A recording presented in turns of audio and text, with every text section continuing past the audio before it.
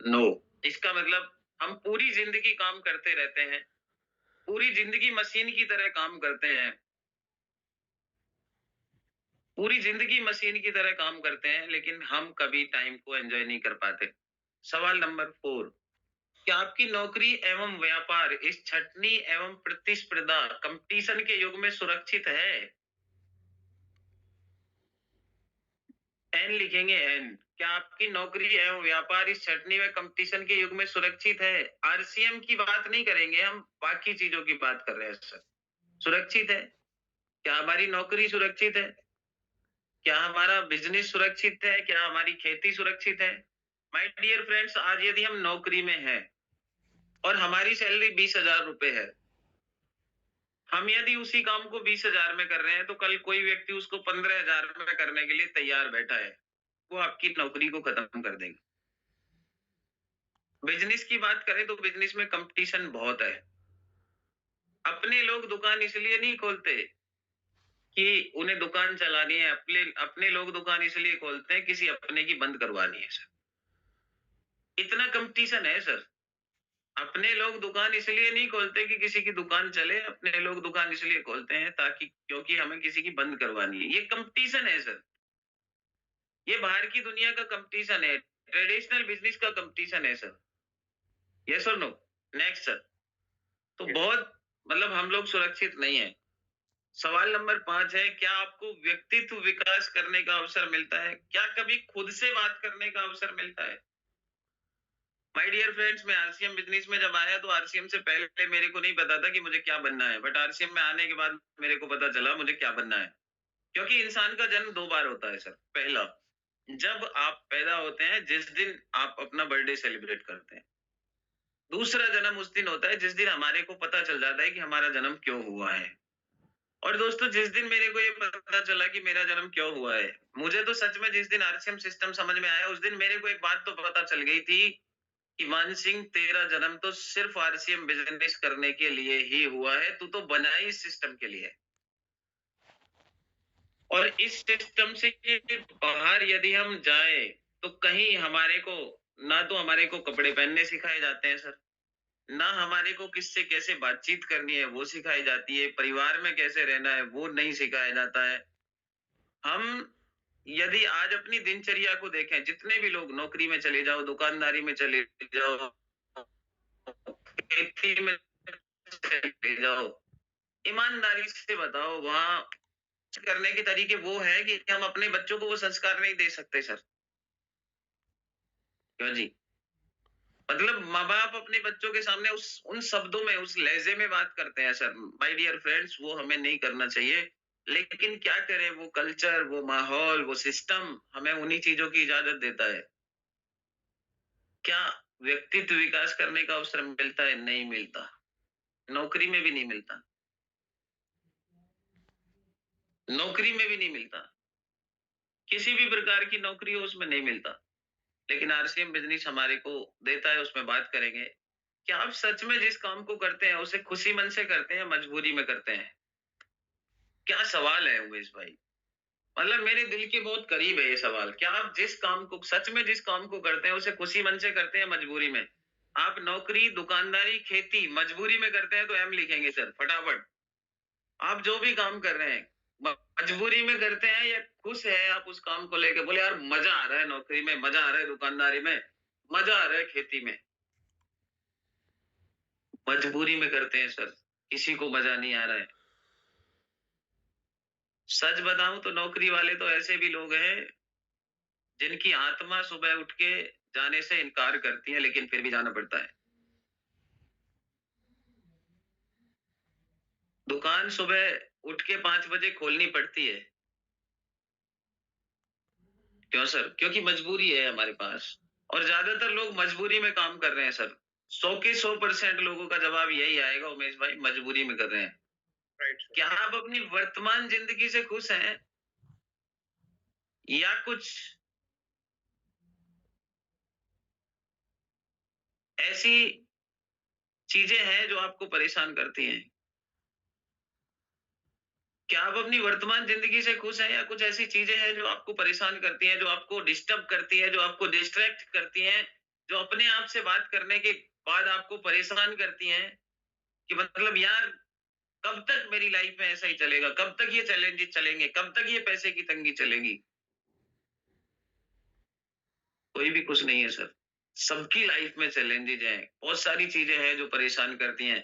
कई बार बच्चों की फीस नहीं जाती तो वो परेशान करती है माय डियर फ्रेंड्स। कई बार किसी से हम पैसे लेते हैं वो नहीं जाते हैं तो वो परेशान करते हैं। क्यों सर? कई बार कोई फंक्शन आता है और उसमें हमारे को कोई अच्छे कपड़े खरीदने की जरूरत होती है और उस टाइम जब पैसे नहीं होते ना तो वो बात चुभती है सर। कई बार हमारे को आज के टाइम में अच्छा मोबाइल चाहिए और वो हम नहीं खरीद पाते हैं, वो टीस रहती है, वो कहीं ना कहीं परेशानी है सर, कुछ नहीं है। क्यों सर? अभी जैसे सर्दियां है, सर्दियों में बहुत सारे लोगों को बाइक पे दौड़ लगानी पड़ेगी सर, बाइक पे मेहनत करनी पड़ेगी, बाइक पे वो दौड़ेंगे। ईमानदारी से बताओ क्या मन नहीं करेगा कि यार सच में कार होनी चाहिए थी? मन नहीं करेगा कि कार होनी चाहिए थी? करेगा सर। लेकिन दोस्त, नौकरी, दुकानदारी और खेती, पूरी जिंदगी में हम कभी खुश हो ही नहीं सकते। उसमें पूरी जिंदगी में हमारे को चैलेंज रहेंगे, जिंदगी भर चैलेंज रहेंगे। और यदि आपको लगता है खत्म हो जाएंगे तो अपने दादाजी का इतिहास उठा लीजिए, पिताजी का इतिहास उठा लीजिए। क्योंकि दादाजी पिताजी ने भी तो वही काम किए हैं सर। और उन कामों को करके जब दादाजी पिताजी का कुछ नहीं हुआ तो हमारा क्या होगा? कुछ भी नहीं होगा, हमारा भी वही हाल होगा जो उनका हुआ, और बताऊं उससे बुरा होगा।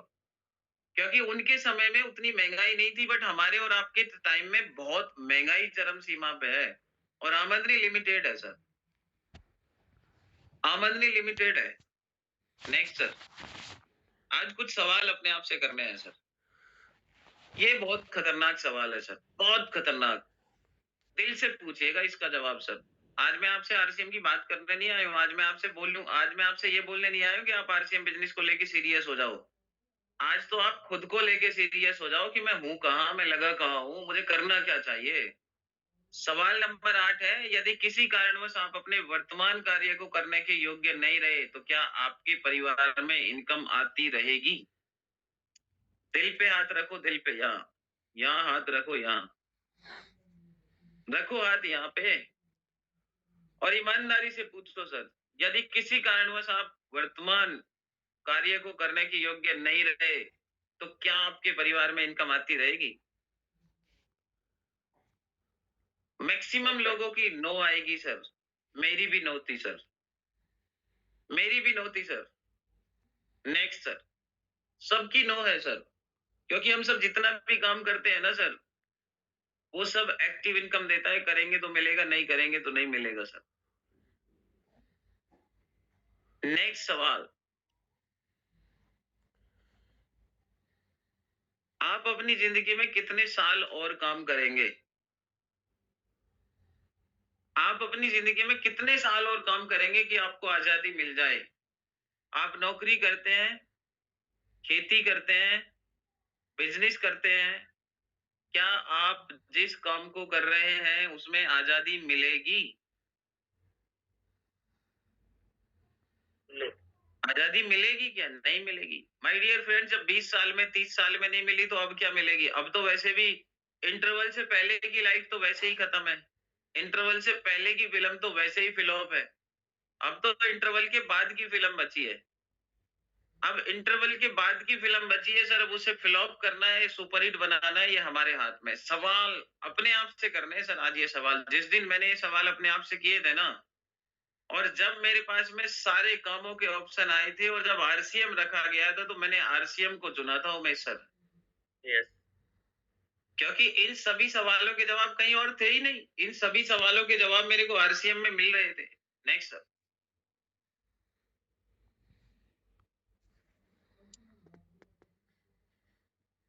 क्या आपको लगता है कि जिस काम को आप कर रहे हैं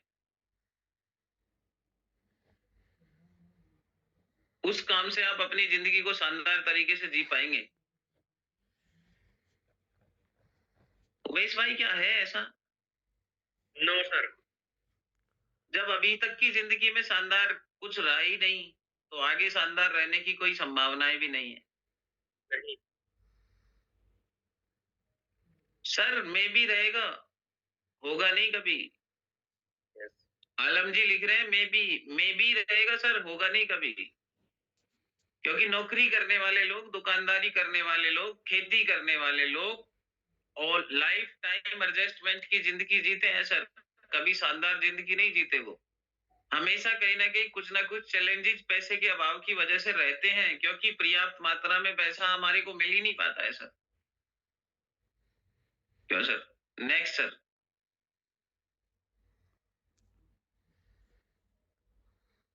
क्या आप अपनी जिंदगी में कुछ ऐसा करना चाहते हैं जिससे दुनिया से जाने के बाद भी आप लोगों के दिलों में जिंदा रहें? क्या दमदार सवाल है सर। अब आप लोग बोलेंगे सर दुनिया से जाने के बाद जिंदा रहे, अभी तो अपने लिए ही जिंदा रह जाए, वही बहुत बड़ी बात है। क्यों सर? क्या आप चाहते हैं सच में कि मतलब हम कुछ ऐसा करें, हमारे को कोई अवसर मिले तो हम कुछ ऐसा करें कि हम लोगों के दिलों में जिंदा रहें, शहीद भगत सिंह की तरह, मरने के बाद भी आज लोगों के दिलों में जिंदा है, एपीजे अब्दुल कलाम आजाद जी की तरह। ईमानदारी से बताओ, क्या जिस टाइम एपीजे अब्दुल कलाम आजाद जी पैदा हुए थे उस टाइम दुनिया को पता था? नो। नहीं पता था। लेकिन जिस टाइम एपीजे अब्दुल कलाम साहब ने दुनिया से विदाई ली थी उस टाइम पूरी दुनिया को पता था सर। तो इम्पोर्टेंट ये नहीं है आज हम कहाँ पे हैं सर, इम्पोर्टेंट है हमारे को जाना कहाँ है। सभी लोगों की ये सारी है कि हम कुछ ऐसा करना चाहते हैं कि लोगों के दिलों में जिंदा रहें। तो अपने आप से एक सवाल करें सर, क्या जिस काम को कर रहे हैं उसमें कुछ ऐसा हम कर पा रहे हैं? क्यों जी? जिस काम को हम, नौकरी को, दुकानदारी को, खेती को, या जिसको भी कर रहे हैं, क्या हम उसमें कैसे ऐसा कुछ कर पा रहे हैं कि हम लोगों के लिए कुछ कर पा रहे हैं? नहीं कर पा रहे सर। लोगों के लिए हम कुछ नहीं कर पा रहे हैं सर। और जब तक हम लोगों के लिए और देश के लिए कुछ नहीं करेंगे ना सर, तब तक हमें कोई पूछने वाला नहीं है। जब तक हम लोगों के लिए, देश के लिए, समाज के लिए कुछ नहीं करेंगे, तब तक हमें गली का कुत्ता भी पूछने वाला नहीं है। इंसानों की तो बात बहुत दूर की है। यस और नो? सवाल नंबर 12 है सर। बहुत मतलब आज का जो सेशन है ना, वो बड़ा सोच समझ के, और बड़े ऐसे सवाल थे जिन्होंने पहले तो मेरे को ही लाया था सर। क्या आप अपने परिवार को अच्छे संस्कार देना चाहते हैं? आज सच बताऊं तो ये सवाल बड़ा चिंता का विषय बना हुआ है। बच्चों को माँ बाप से बात करने की तमीज नहीं है, और तो और हस्बैंड वाइफ को बच्चों के सामने कैसे बात करनी चाहिए ये उनको भी नहीं पता।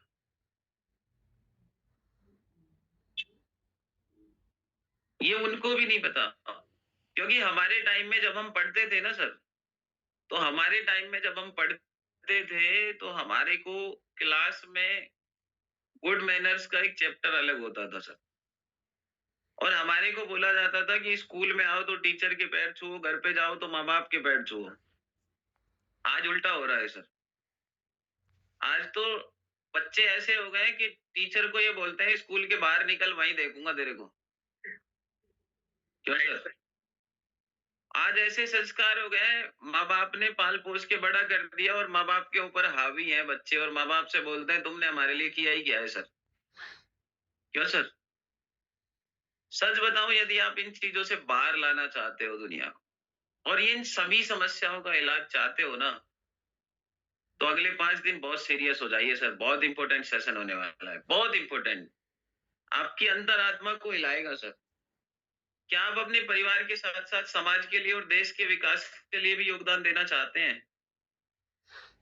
चैट बॉक्स में यस लिखें सर जो चाहते हैं। फटाफट से यस लिखेंगे तो थोड़ा सा फास्ट खींचेंगे हम।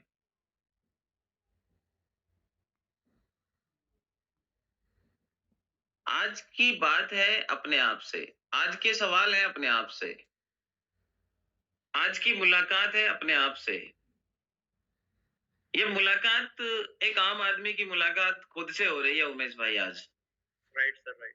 एक आम आदमी की जिंदगी की कहानी है सर ये। उसके पास है क्या और वो चाहता क्या है सर। सब चाहते हैं अपने परिवार के लिए कुछ करना, अपने समाज के लिए कुछ करना, देश के विकास के लिए कुछ करना। क्या वास्तव में जो हमारा वर्तमान काम है उससे हम कर पाएँगे? कभी नहीं। Never. Next to my sir. ये बहुत दमदार है सर। बहुत दमदार सवाल है। आपकी ज़िंदगी के 3 मुख्य सपने कौन-से हैं जिन्हें पूरा करने का आपको अवसर मिले तो आप उन्हें पूरा करना चाहेंगे? 3 सपने लिखो फटाफट चैट बॉक्स में। 3 सपने कि आपको इतनी इनकम आ जानी चाहिए, ये वाली गाड़ी होनी चाहिए, ये वाला घर होना चाहिए। 3 ड्रीम लिखें आप जिन्हें आपको यदि अवसर मिले उन्हें पूरा करने का तो आप उन्हें 3 सपने परमात्मा यदि आपको मौका दे कि ये 3 ड्रीम है जिनको तुम पूरा कर सकते हो। आजम भाई बहुत मुश्किल है जिसे आप लिख रहे हो, आसान नहीं है।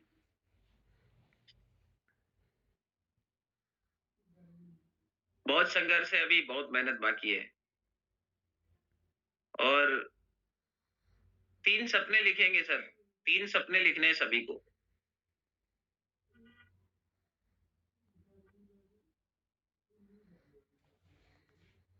तीन सपने लिखने हैं जिनको आप 2025 में पूरा करना चाहते हैं। 2025 में पूरा करना चाहते हैं, 3 ड्रीम लिखेंगे अपने-अपने। तपन भाई लिख रहे हैं थार, बड़ा घर, royalty income, very good. 3 dream लिखने हैं सर सभी को। मैंने बोला था प्रैक्टिकल सेशन होगा, आपसे काम करवाऊँगा। आपके सपने क्योंकि इतने सारे सवाल किए हैं, परमात्मा ने आपको अब अवसर दिया है कुछ हासिल करने का ज़िंदगी में, तो आप कौन से वो 3 ड्रीम हैं जिन्हें पूरा करना चाहते हैं? मतलब लिखना बंद कर दिया क्या? रेवल्टी क्या लोग सपने खत्म हो गए सर? रेवल्टी आप तौकीर जी लिख रहे हैं, पंकज जी लिख रहे हैं 50,000 BMW कार, कुसुम भारद्वाज घर, आचार्य संदीप जी आर्थिक व समय की आजादी, किरण पाल सर लिख रहे हैं 50,000 की इनकम, मनीष जी लिख रहे हैं अपना खुद का घर और खुद का गाड़ी, वेरी गुड। इनको ना सर कॉपी में लिखिएगा, यहाँ तो आप लिख ही रहे हैं, इनको अपनी कॉपी में लिखिएगा। इनको अपनी कॉपी में लिखिएगा और उसके ऊपर नाम लिखिएगा और उस पर लिखना माई ड्रीम, मेरे सपने। Royalty, BMW, big home, very good. आपके ड्रीम बहुत अच्छे हैं सर। हेमराज सर लिख रहे हैं रॉयल्टी इनकम, फॉर्च्यूनर। राजीव आलम जी लिख रहे हैं अच्छी लाइफ, गुड हाउस, बड़ी कार, 75,000 की इनकम। हेमलता दी लिख रहे हैं। ब्रजेश कुमार शाह, नोएडा। ब्रजेश सर, गायब रहोगे तो कुछ नहीं आएगा, सिस्टम में रहोगे तो सब कुछ आएगा। बड़ा घर, बड़ी गाड़ी। बड़ा घर कौन सा होता है सर? बड़ा घर तो कुछ लोग खेत में झोपड़ी बना लेते हैं बड़ी सी, वो भी बड़ा ही घर होता है। Very good. पैसा, समय, सिक्योरिटी, वेरी गुड। मतलब इसका मतलब सब लोगों के सपने हैं। इसका मतलब अभी लोगों के सपने जिंदा हैं। इसका मतलब अभी सांसें चल रही हैं। दीपक बजाज सर बोलते हैं आम आदमी 30 साल की उम्र में मर जाता है और 75 साल की उम्र में 75 साल की उम्र तक दफन होने का इंतजार करता है। आम आदमी 30 साल की उम्र में मर जाता है और 75 की उम्र में दफन होने का इंतजार करता है। पता है क्यों? क्योंकि उसके जितने भी सपने होते हैं ना 30 साल की उम्र तक मर जाते हैं, खत्म हो जाते हैं। 30 साल की उम्र तक खत्म हो जाते हैं सर। और मेरे को बड़ा अच्छा लगा कि आप के सपने हैं और आप उनके लिए काम करना चाहते हैं। आपके सपने जिंदा तो हैं कम से कम। और सपने यदि जिंदा हैं और बहुत सारे लोग पता है अपने सपनों को पूरा क्यों नहीं कर पाते उमेश भाई? Yes. वो सपने तो देखते हैं बस उस सपने को ना लंबे समय तक जिंदा नहीं रख पाते। Right. माय डियर फ्रेंड्स, मैं यदि अपने सपनों की तरफ बढ़ रहा हूँ और बहुत सारे ड्रीम्स मैंने पूरे किए हैं तो उसका कारण पता है क्या है?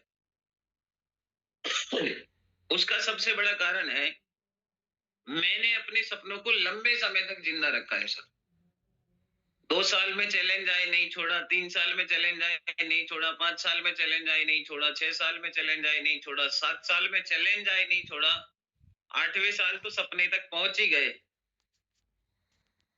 क्यों सर? 8वें साल तो सपने तक पहुंच ही गए ना। Right. और कमाल की बात यह है कि अब आपको 8 साल नहीं लगने देंगे।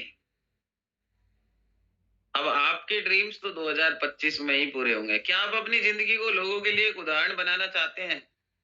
मतलब लोग आपसे मिलने के बाद, आपको देखने के बाद, आपसे बात करने के बाद वो कहे यार मेरे को बनना है तो इनके जैसा बनना है। कितने लोग चाहते हैं ऐसा? मतलब लोगों के लिए कुछ ऐसा करना चाहते हैं। इम्पोर्टेंट ये नहीं है कि आप लेडीज हैं या जेंट्स हैं।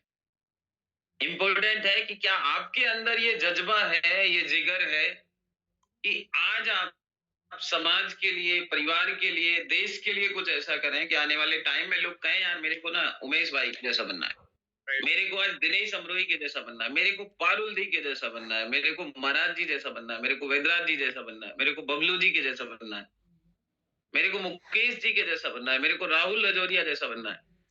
क्यों सर? मतलब मेरे को इस तरह का एक एग्जाम्पल बनना पड़ेगा सर। और वो एग्जाम्पल कैसे बनेंगे सर? क्या हमारा वर्तमान काम हमें ऐसा कोई एग्जाम्पल बना देगा? ईमानदारी से बताओ, क्या वर्तमान लाइफ में कोई ये चाहेगा, कोई ये बोलता है यार मेरी लाइफ संदीप जी के जैसी हो जाए तो मजा आ जाए?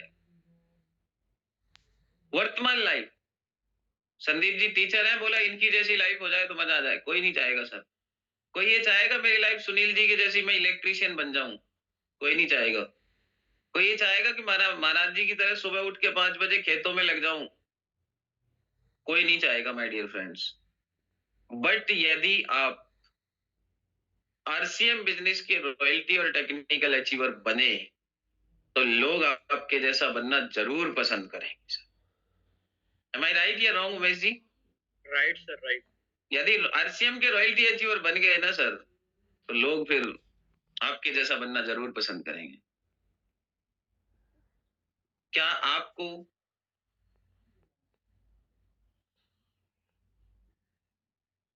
क्या आपको